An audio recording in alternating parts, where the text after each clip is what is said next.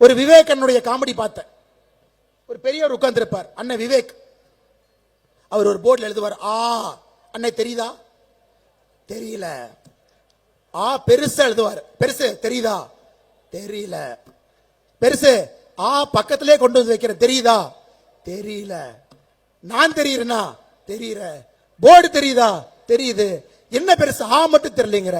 தம்பினா மலைக்கு கூட பள்ளிக்கூடம் பக்கம் ஒதுங்கல தம்பி, அதனால ஆ தெரியாது.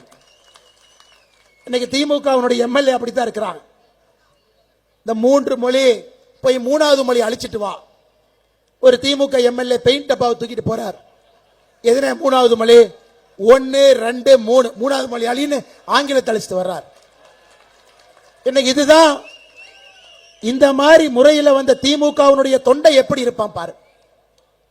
3வது மொழின்னு இங்கிலீஷ் அழிச்சதுக்கு அப்புறம் சொல்றான் பெருசு, அது 2வது மொழி மாதிரி தெரியுது, ஹிந்தி மேல இருக்குது, அது அழின்னு. இவர்கள்லாம் இன்னைக்கு நமக்கு புத்தி சொல்லிக் கொண்டிருக்கின்றார்கள். தமிழகத்தில் எப்படிப்பட்ட கல்விக் கொள்கை இருக்கணும், நாம என்ன படிக்கணும்.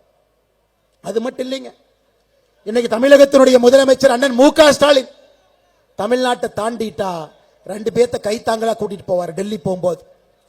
ஏன்னா அவர் பேசுறது அங்க இருக்கவங்களுக்கு புரியாது, அவங்க பேசுறது இவங்களுக்கு புரியாது. பார்லிமெண்ட்ல போய் 39 பேசுறவங்க யாருக்கும் புரியாது, மிச்சம் இருக்கிறவங்க பேசுறது 39க்கு புரியாது. இன்னைக்கு தமிழ்நாடு வளராம இருப்பதற்கான அடிப்படை காரணம், இங்க இருக்கக்கூடிய யாரு பேசுறது யாருக்குமே புரியாது. ஆங்கிலமும் பேச தெரியாது, தமிழும் தற்கொலை.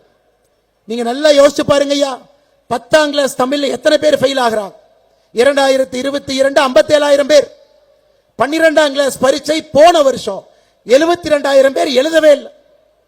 இன்னைக்கு நம்முடைய குழந்தைகளுக்கு இது போன்ற ஒரு கல்வி திட்டத்தை கொடுத்துட்டு தமிழ்நாடு வளர்ச்சி அடையும், தமிழ்நாடு வளர்ச்சி அடையும் என்று பகல் கனவு கண்டுட்டு இருக்கிறாங்க. அன்பு சொந்தங்களே, பாதகம் செய்பவரை கண்டால் நாம் பயம் கொள்ளலாகாது பாப்பா.